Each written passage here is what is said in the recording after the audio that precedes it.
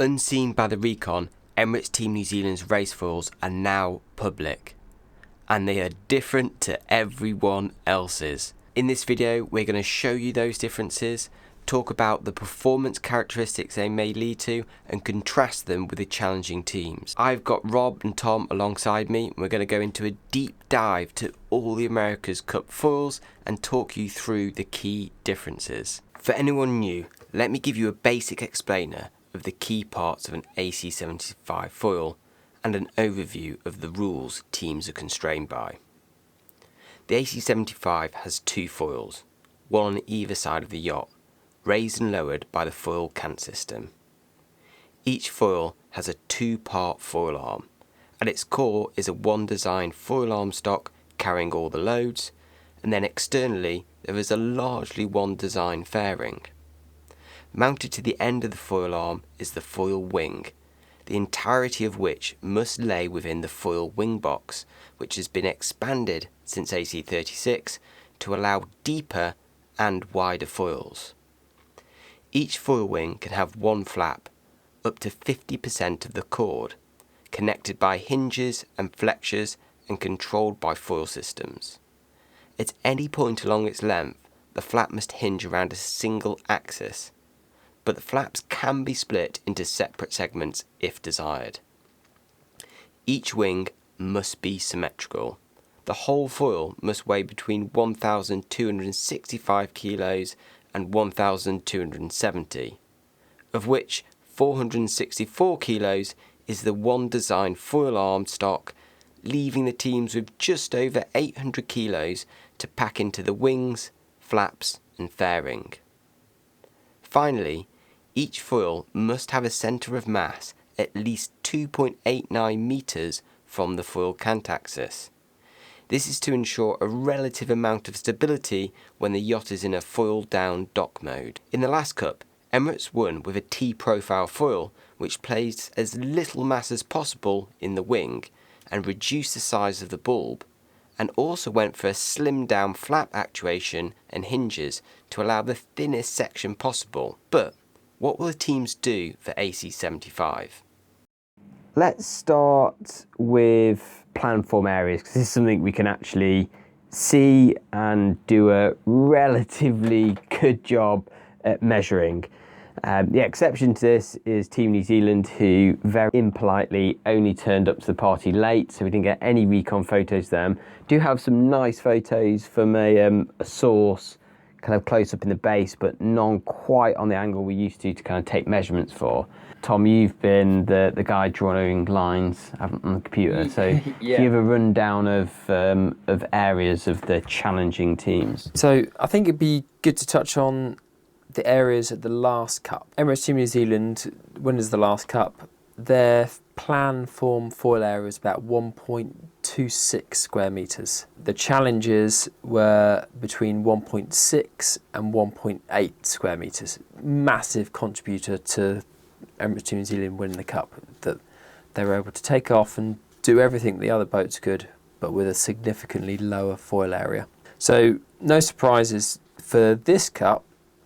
The challengers have all reduced their areas considerably, so they're now sitting at planform areas between about 1.27 square metres and 1.42 square metres. So the highest being Alingi, and it looks like the lowest at the moment at Ineos at 1.27. I don't know about you, Rob. I'm surprised that they haven't gone smaller than where they were at the last Cup. But it's interesting to note that across all those challenges, the flap area is pretty consistent between 0.52 and 0.6 of a square metre. So they're all operating approximately a 40% flap. I think the other interesting thing there about the flaps is that the last Cup, one of the controversies was Emirates Team New Zealand maybe using a single actuator. The rule was written as if you might have two flaps, one either side of the symmetry line, whereas this Cup you're allowed to have a single flap. And that's kind of what Team New Zealand did in the last Cup. They had a single flap. The actuators were all basically in the middle, so they didn't have any systems running out, or as much systems running out into the wings, which made them allow them to have the actual lifting surfaces to be less thick. And now that's kind of baked into the rules. It can have one linear component flap, and it looks like all the teams, all the challengers at least, have a single flap, and the flap hinge line you can see in the top surface and the bottom surface runs perpendicular to the flow, and one single flap as well. So that's kind of helps them reduce the thickness of the wings, in that it's a far simpler mechanics inside it. Yeah, I guess on that front as well, the team in the last cycle who kind of utilised this ability to do differential flap control was Luna Rossa, and they had a massive foil. So you had all this space to fit all this control system inside. And this time they've all kind of seen the light with what New Zealand did last time. No one's gone massive, and as a result of that, you just can't fit the control systems in it. So whether that's a better thing in theory or not, no one's even bothered to explore it, because no matter how good it is, it's not as good as having a smaller foil. So they've all been driven down that, smaller foil, T-foil, probably single actuator for the whole flap route. And then to kind of put it into context, we think the area difference across the boats last time was like 30% area difference. 42% area difference. So just obviously we've measured the plan areas. The other thing we can see from the plan view is the plan shape, and it certainly seems like there's been some convergence there amongst the challengers. Spoiler alert, when we get onto Team New Zealand, they have done something different, and we'll throw spurious opinions at why they've done something different. But there is some consensus. Tom, do you want to talk about this? From a hydrodynamic perspective, you want to aim for an elliptical distribution of lift.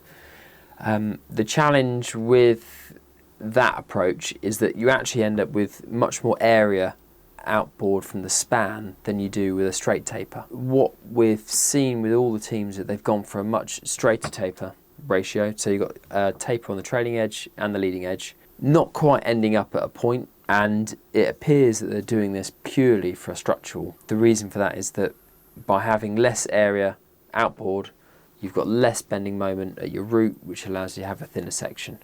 And I think that's what Martin Fisher's kind of alluded to in some of his interviews. We've seen a big convergence in the challenges, for sure. I think a 10% area variation in plan form doesn't feel to me. Rob will disagree, as always. I don't feel like it's a. You won't necessarily see the smallest foil out of those challenges come first, second, third. You're assuming a wind speed for the venue. So if one team's assumed it's going to be 8.5 knots average, and another team has assumed it's going to be 9.5 knots average, that might just explain that 11% difference. And one of them's going to be right, and one of them's going to be wrong. Yeah. But that could be a significant performance gap. Like, that is obviously all other things being equal, which we know it isn't. So it's definitely going to be closer than the last time, that's for sure. Yeah. We will now delve into Team New Zealand turned up to Barcelona after the Recon ended, which is... No surprise. Yeah, who would have thought? Who would have thought? Team New Zealand... It's almost like they wrote the schedule. The schedule for Recon, yeah. Anyway, their argument will be that all the teams were in Barcelona, so Recon wasn't a money-saving thing then.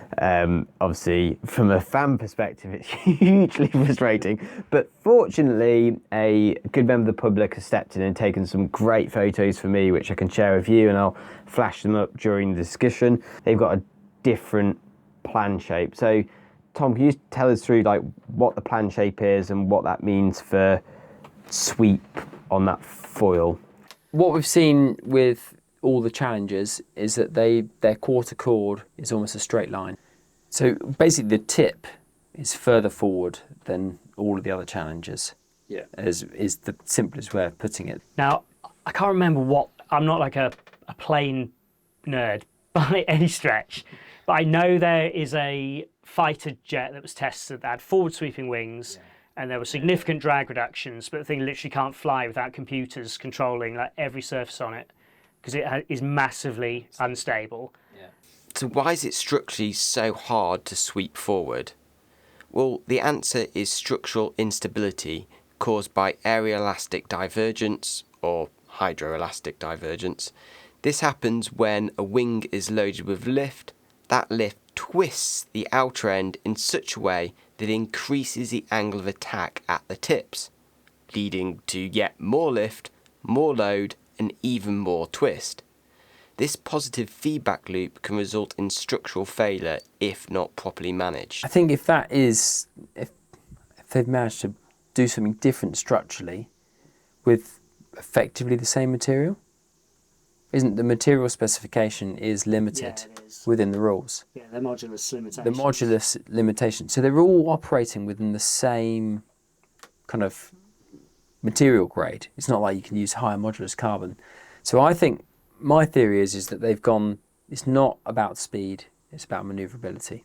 My theory on the Team New Zealand foil, and again, probably underqualified, but I'm going to put it out there anyway for people in the comments to bash around, is that if you have forward sweep in a wing, and yes, these aren't like massively forward sweep, but the quarter chord line is forward sweep, is that you then typically get the stall at the root. Forward swept wings have a unique airflow pattern that causes them to stall at the root first. The airflow on the forward swept wing moves from the wingtips towards the root, and pressure differences build up there, leading to separation. This is called span-wise flow. But what isn't included in the literature about gliders is a situation where the wingtip is operating in a free surface boundary where ventilation is a risk. A stalled wingtip, or even a wingtip with relatively minor flow separation, creates areas of low pressure where water flow is disrupted. These low pressure zones are prone to drawing air down from the surface. The tendency of a forward swept wing to delay flow separation at the tips could allow Emirates Team New Zealand to suffer less with ventilation, allowing them to fly with more cant, more righting moment, with less risk of ventilation through Barcelona's large waves.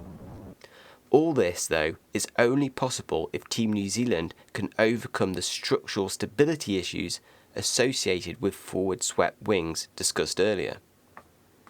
That is one kind of narrative I can tell myself which explains why you might go for that plan form. I just can't see one team over another being like, oh, we've got way stiffer foil. No, I can't either. Because how? Their material... Maybe the magic Kiwi carbon. Yeah. But it just isn't. They're modulus limited. Everyone can obtain the same modulus material. And this always used to be a thing in the old days, the America's Cup. The Americans had like higher grade aluminium for their rigs, and they won the America's Cup for years because of it.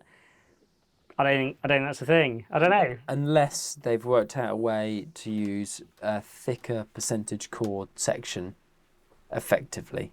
There's a relatively good consensus now on why all the challengers have done what they've done.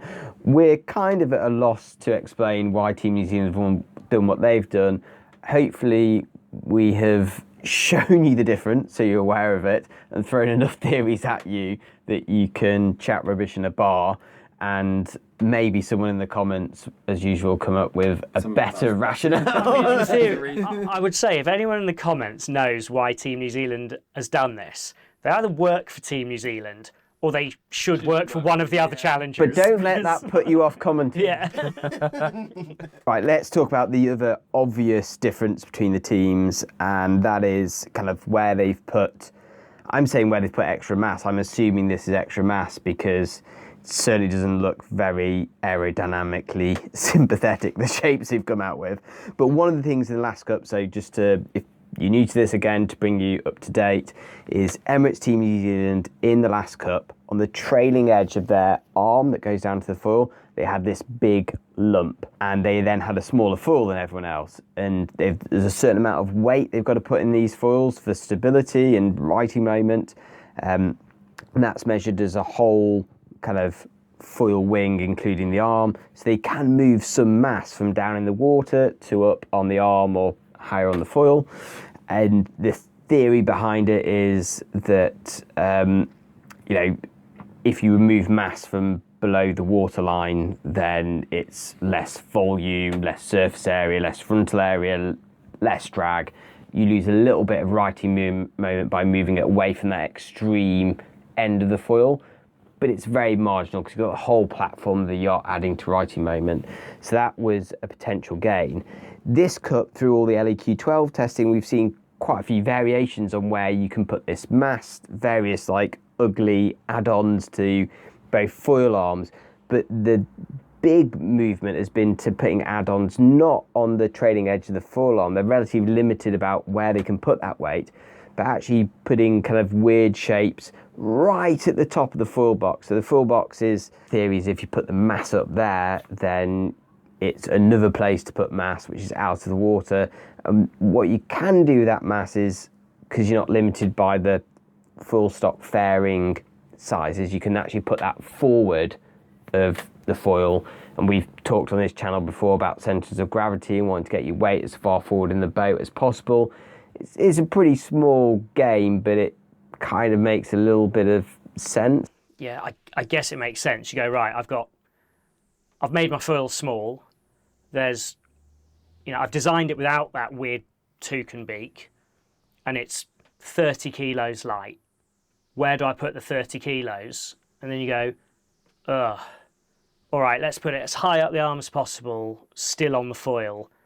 And my foil's already as far back in the box as it can go, so where am I going to put it? Maybe you could put a little bit on the back, but you probably go, oh, forward or back. So you push it the whole way to the front of the box, and then you just think, okay, well, what cross-sectional area does it have to be to fit at that highest point? And so it's going to be in the water the least amount of time. And then also you want to probably do a little double check that it's not so spindly it's going to snap off. I hope you enjoyed that video. We put a hell of a lot of effort into analysing all these foils. If there's anything that you think we've missed, then sure to drop it in the comments. Now, there's not going to be a video next week because I've got something really special coming for you later in August. So please subscribe to the channel, turn on the notifications. I promise you're not going to be disappointed. Take care, see you around.